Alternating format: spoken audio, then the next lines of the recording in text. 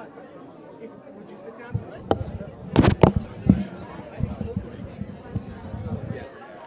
Where's the rest of the crew? Where's Steve? Not here. Kimberly will be showing up in a little bit. Oh, excellent. So hold on.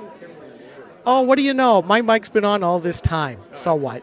All right. So it doesn't make any difference. Swear, right? I don't swear, and frankly, they are morons. Folks, we are Grok Talk, a production of GraniteGrok.com, New Hampshire's leading conservative libertarian blog site, and we are blessed to have the presence of Jeff Chidester.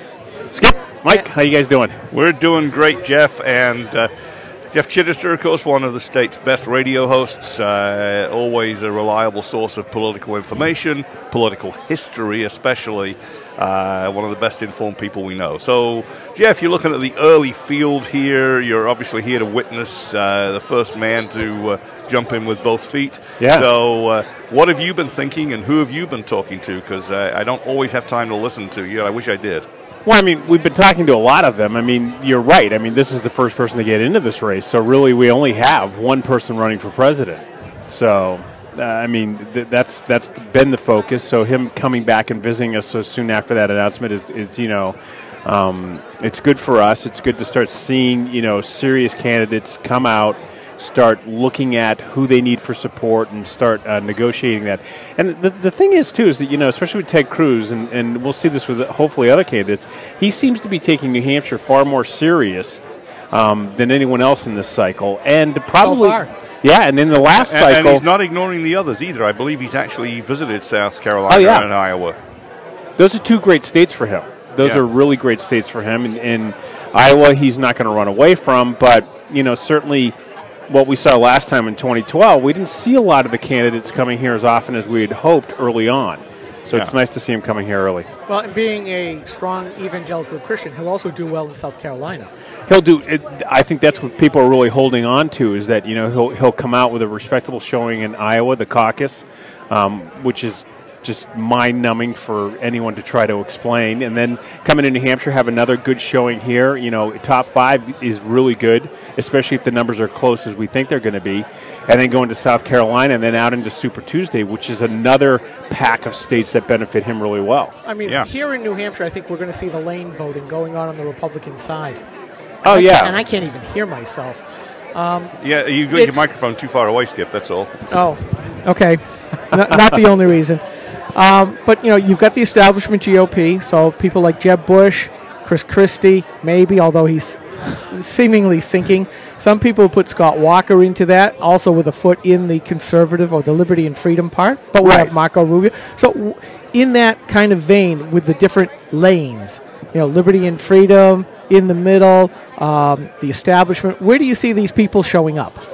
Well, I mean, clearly Ted Cruz is, I think, probably the strongest pure conservative. And when I say pure conservative, that the 3 legs of the stool of conservatism, he's been more pure in that, even back to his days when he was the chief solicitor for Texas. So this is not something new to him. So I think he's gotten into that niche really well. You know, I want to kind of counter one point that you made, though, and you didn't mention Rand Paul.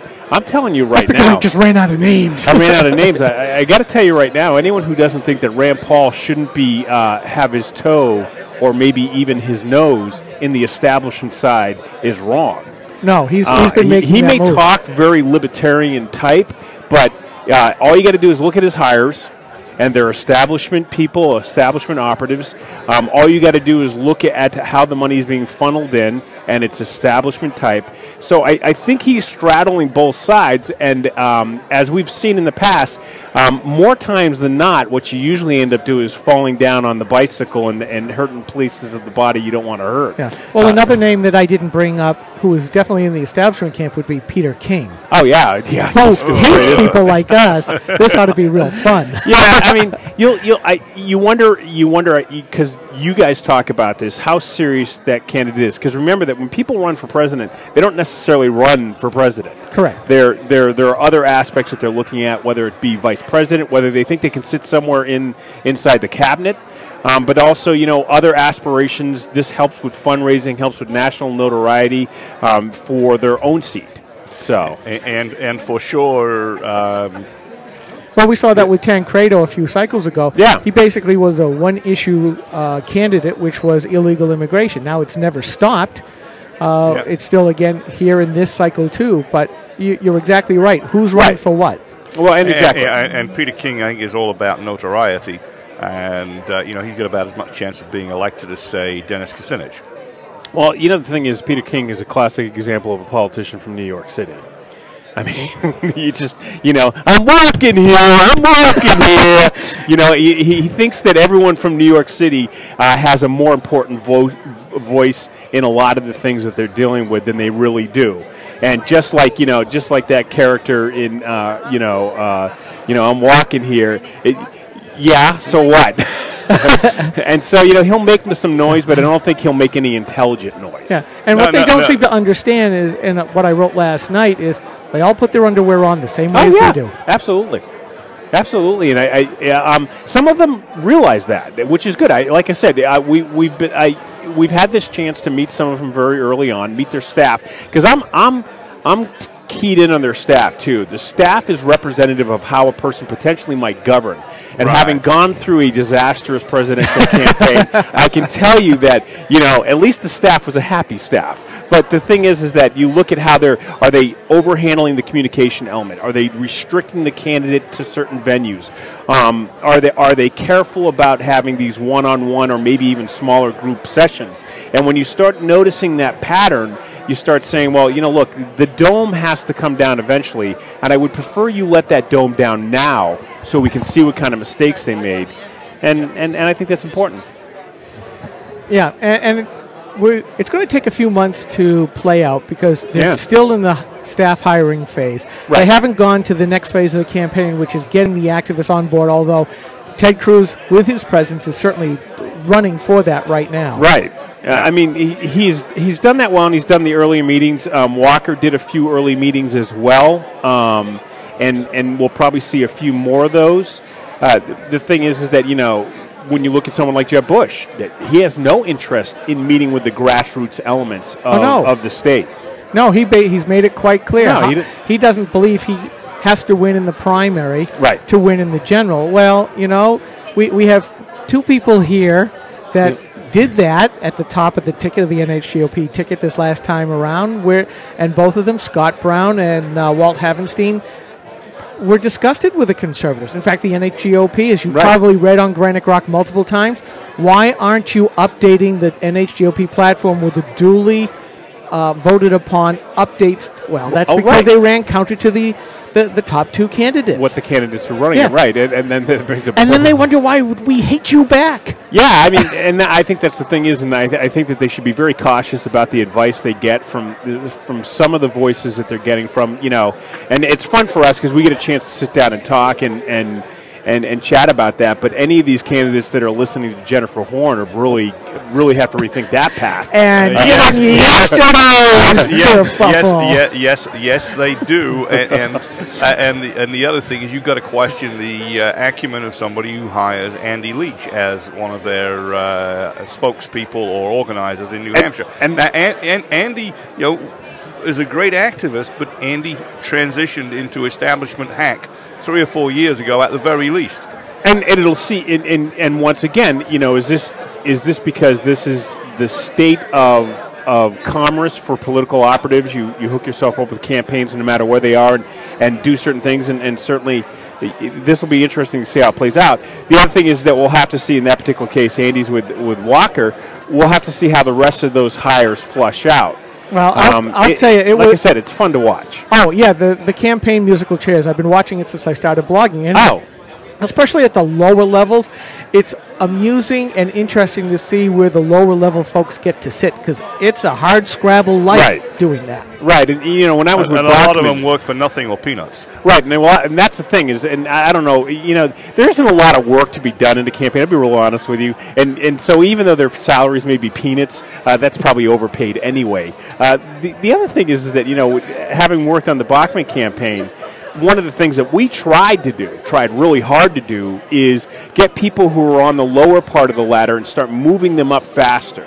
We felt that there was too much of a logjam at the top, Still is. And there is. And I think that's a big mistake that campaigns are making. I think that if you're going to hire 5 people, one of those 5 inner circle positions should really be a gamble, should be somebody lower down and bring them up. And kind of unseat this logjam that we're seeing. Otherwise, you get the same consultants giving you the same bad advice every campaign, and that is absolutely happening. Right. People who take the establishment advice are not going to beat the Democrats. Well, absolutely. And, the great thing about not only are we guys in politics, we're also in IT together. Now, and here's a great analogy, and I give this all the time. Imagine you and I being in that IT room in which the person who walks in who has the great new pitch idea has actually failed 5 times previously. Now, one, he doesn't get to go into that room, usually. No. And if he ever does sneak into this room, how many people are really paying attention? No. But somehow but in politics, you can fail your candidates multiple times, as we've seen here in New Hampshire, and somehow get elevated back up to the top. So I've got to kind of bring that into question. I tend to look at success as winning, where they tend to look at success, we had a good showing. Well, part of having a good showing, especially if you are a new candidate, is important, and it is something to be, applauded. But, as I was driving Thursday night down to Concord to pick up most of this equipment from where we broadcast from, and I'm listening to Howie Carr. Oh, yeah. And he starts mentioning NHGOP chair Jennifer Horn, and that she was supposed to go on, and now with this kerfuffle with Scott Walker, well, you can just imagine the political mud that has thrown up into the air like guys are like, as if we're at what's the park's name? Yellowstone. We all know that Jennifer Horn hates to have any kind of political mud on her, and she refused to go on Howie's show. They called her. They didn't want to go on. Yeah. And because she didn't want to have to answer the answers. Well, what was the kerfuffle with it? Well, it was all this Scott Walker. Is he saying one thing to one group and another to another group? On immigration. On immigration. Well, it seems so, and I think he's also saying one thing on corn subsidies back home. Yep. Yes. And I think that is our time. Jeff, we're going to have to say, come back on another time because we now have to get going on this because they're about ready to start. Perfect, guys. Thanks. Folks, we're going to take a quick break. We are Grok Talk, a production of GraniteGrok.com, New Hampshire's leading conservative blog site. And we are live streaming this event from the Portsmouth Country Club for the Seacoast Republican Women and the Rockingham County Republican Committee. We will be right back.